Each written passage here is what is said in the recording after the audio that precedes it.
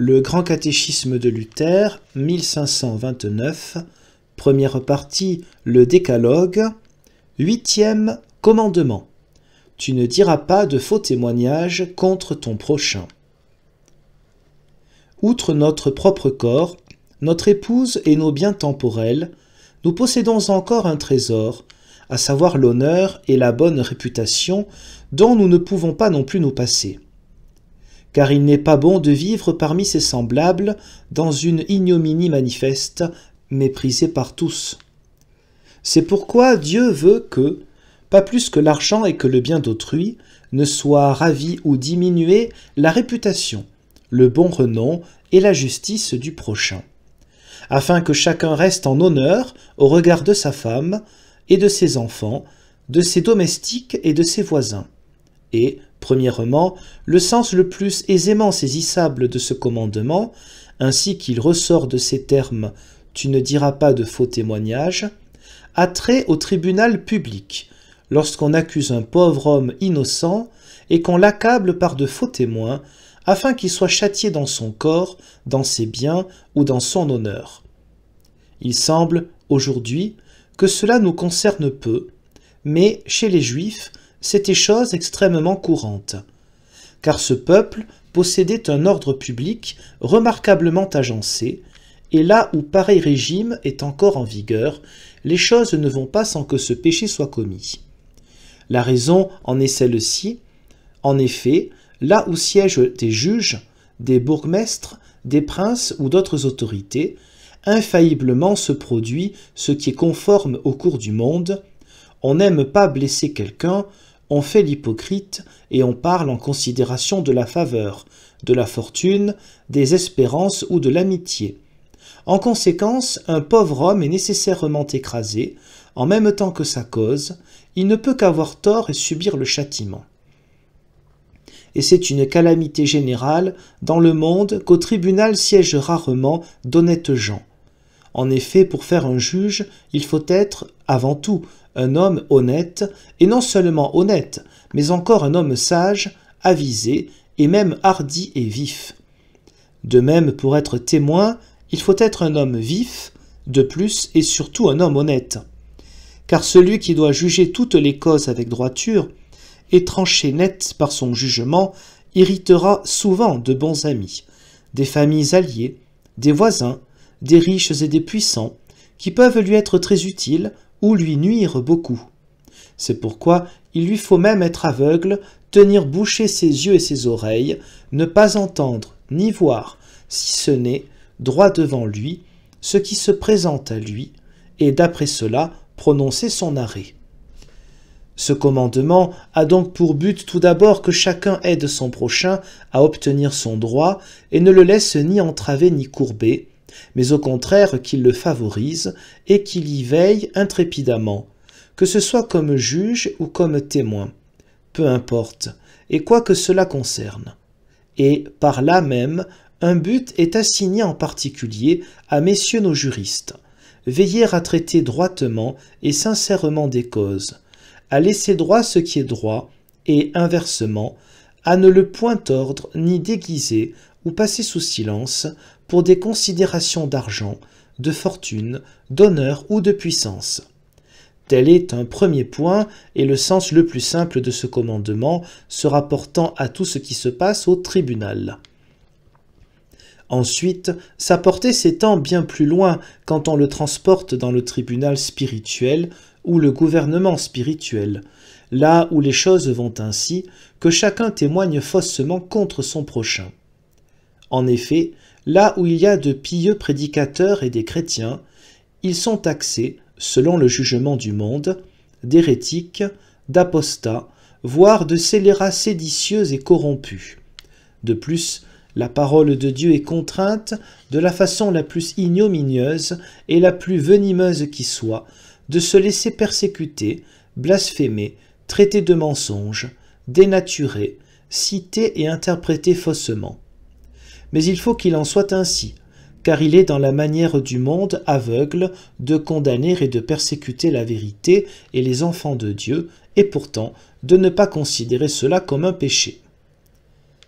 En troisième lieu, et ceci nous concerne tous, dans ce commandement est défendu tout péché de langue, par quoi on peut faire tort à son prochain ou l'offenser.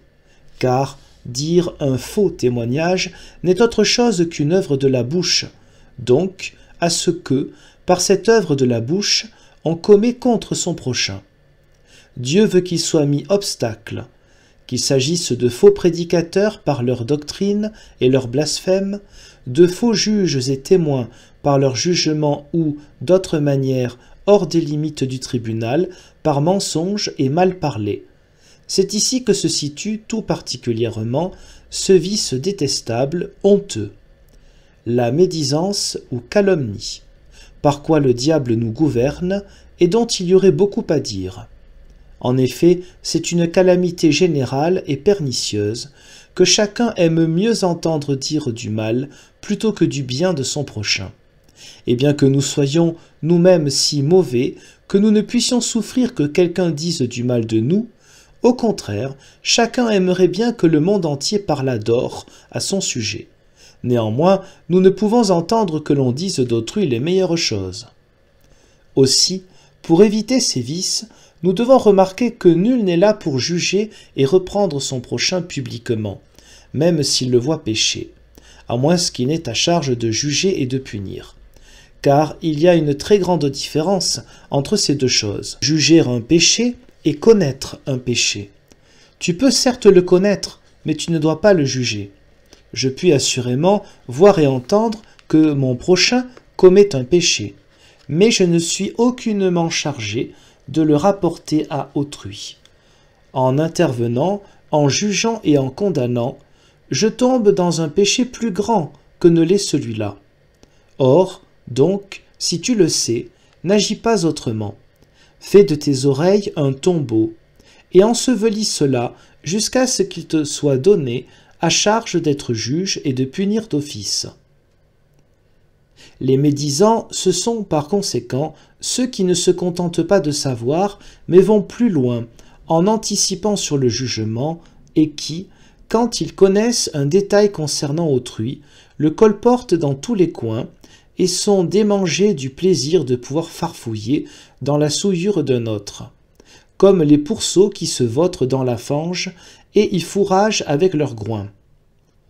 Ce n'est autre chose qu'empiéter sur la justice et sur l'office de Dieu.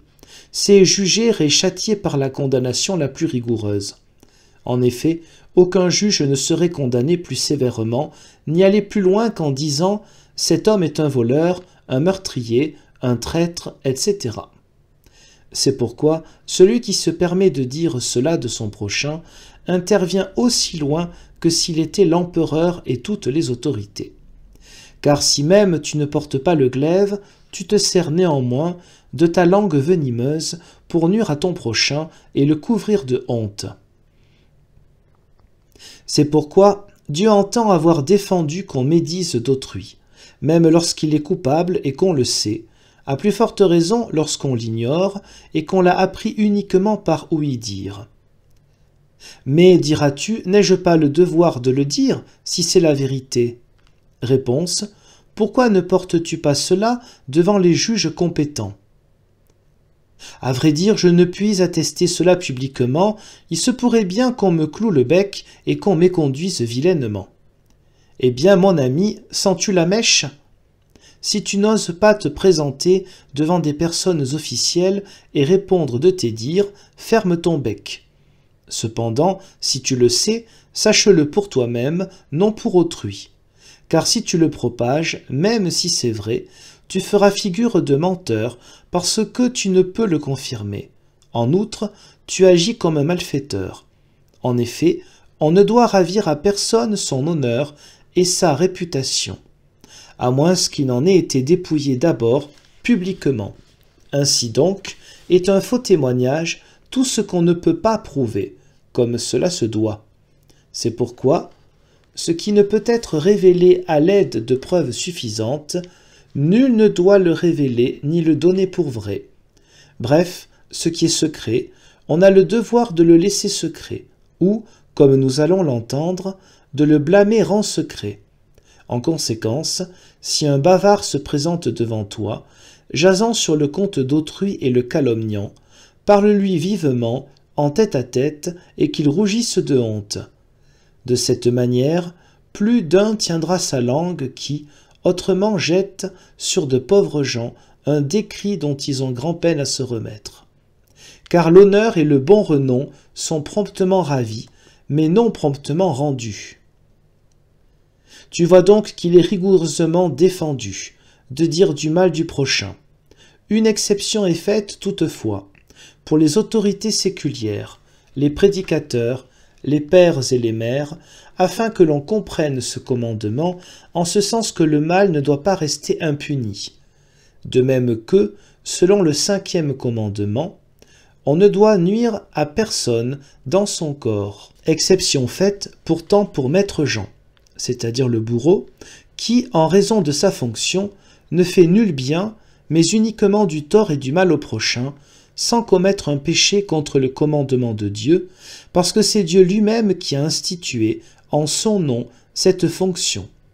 Car il s'est réservé de punir selon son plaisir, comme il en exprime la menace dans le 1er commandement. De même aussi, bien que chacun, quant à soi, ne doive ni juger ni condamner personne, ceux qui ont à charge de le faire et qui ne le font pas pêchent à la vérité, tout autant que celui qui le ferait de lui-même en dehors de sa fonction. Car ici, la nécessité exige qu'au sujet du mal, on discourt, on porte plainte, on dépose, on interroge et on témoigne. Et il en est de même d'un médecin qui, parfois, est obligé d'examiner et de toucher en des lieux intimes celui qui a le devoir de guérir. Ainsi, les autorités, les pères et les mères, voire les frères et les sœurs, aussi, et d'une façon générale les bons amis, ont entre eux le devoir, là où cela est nécessaire et utile, de redresser ce qui est mal. Or, la juste manière serait d'observer l'ordre prescrit dans l'Évangile, dans Matthieu 19, où le Christ dit « Si ton frère a péché contre toi, va et reprends-le entre toi et lui seul. » Tu as là une doctrine précieuse, excellente, pour gouverner ta langue, et qui est à noter contre le funeste abus. Conforme-toi à elle et ne colporte pas aussitôt ailleurs les fautes de ton prochain, en médisant de lui, mais exhorte-le en secret, afin qu'il se corrige. De même aussi, si un autre te rapporte à l'oreille une chose que tel ou tel a faite, enseigne-le aussi de la sorte, afin qu'il aille et qu'il le reprenne lui-même, s'il a vu la chose, et sinon, qu'il n'ouvre pas la bouche. Ces choses, tu peux les apprendre aussi, dans le gouvernement quotidien d'une maison, car c'est ainsi qu'agit le maître de maison. Quand il voit qu'un serviteur ne fait pas ce qu'il doit, il va lui-même lui parler. Mais s'il était assez fou pour laisser son serviteur assis à la maison, et pour sortir par les rues afin de se plaindre à ses voisins, en vérité, force lui serait de s'entendre dire « Insensé, est-ce que cela nous regarde? Pourquoi ne lui dis-tu pas à lui-même » Vois-tu, ce serait avoir agi d'une façon vraiment fraternelle, en remédiant à ce mal et en laissant sauf l'honneur de ton prochain. Comme le Christ lui aussi le dit, s'il t'écoute, tu auras gagné un frère. Tu auras fait là une œuvre grande et excellente. En effet, crois-tu que ce soit peu de chose que de gagner un frère?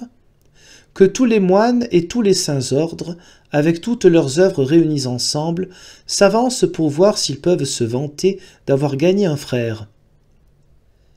Le Christ enseigne de plus, mais s'il ne veut pas t'écouter, prends encore avec toi un ou deux autres pour que toute l'affaire soit décidée sur la parole de 2 ou 3 témoins. On doit donc traiter chaque fois avec celui-là même que cela concerne et qu'on ne médise pas de lui à son insu. Cependant, si pareille chose ne sert à rien, alors porte cela publiquement devant la communauté, que ce soit devant le tribunal séculier ou le tribunal ecclésiastique. Car, en ce cas, tu n'es pas seul, mais tu as avec toi ces témoins grâce auxquels tu peux convaincre le coupable, sur quoi le juge peut se fonder pour juger et punir. C'est ainsi qu'il est possible de parvenir, avec ordre et justice, à résister aux méchants ou à les corriger. Sinon, lorsqu'on va jaser dans tous les coins sur le compte d'autrui et qu'on remue la fange, nul n'est corrigé. Puis, quand on doit rendre raison et témoigner, on retire ce qu'on a avancé. En conséquence, ce ne serait que justice si l'on faisait expier à de tels bavards leur démangeaison, de telle sorte que d'autres y trouveraient un avertissement. Si tu agissais dans le dessein de corriger ton prochain ou par amour de la vérité, tu ne te faufilerais pas à la dérobée et tu ne craindrais pas le jour et la lumière. Tout cela est dit des péchés secrets. Mais si le péché est entièrement public, au point que le juge et tout un chacun en a connaissance, tu peux sans péché éviter et abandonner le coupable comme un homme qui s'est avili lui-même et, de plus, témoigner publiquement contre lui. En effet, quant à ce qui est public et au grand jour, il ne saurait y avoir de médisance, ni de faux jugements, ni de faux témoignages. C'est ainsi, par exemple, que nous censurons, aujourd'hui, le pape et sa doctrine, qui a été rendue publique et étalée au grand jour par des livres et proclamée à haute voix partout dans le monde entier. Car lorsque le péché est public, il sied qu'un châtiment, public également, s'ensuive, afin que chacun sache s'en garder. Ainsi, nous possédons maintenant le résumé et le sens général de ce commandement.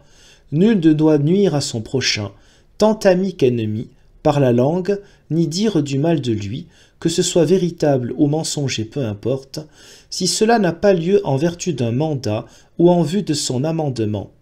Au contraire, on doit user de sa langue et l'exercer en vue de dire le plus de bien possible de chacun, de couvrir ses péchés et ses manquements, de les excuser et de les embellir et de les masquer par son honneur. Notre mobile doit être, avant tout, celui-ci que le Christ indique dans l'Évangile et par quoi il entend avoir résumé tous les commandements se rapportant au prochain. Tout ce que vous voulez que les hommes vous fassent, faites-le leur aussi. La nature, elle aussi, nous enseigne cela, en notre propre corps.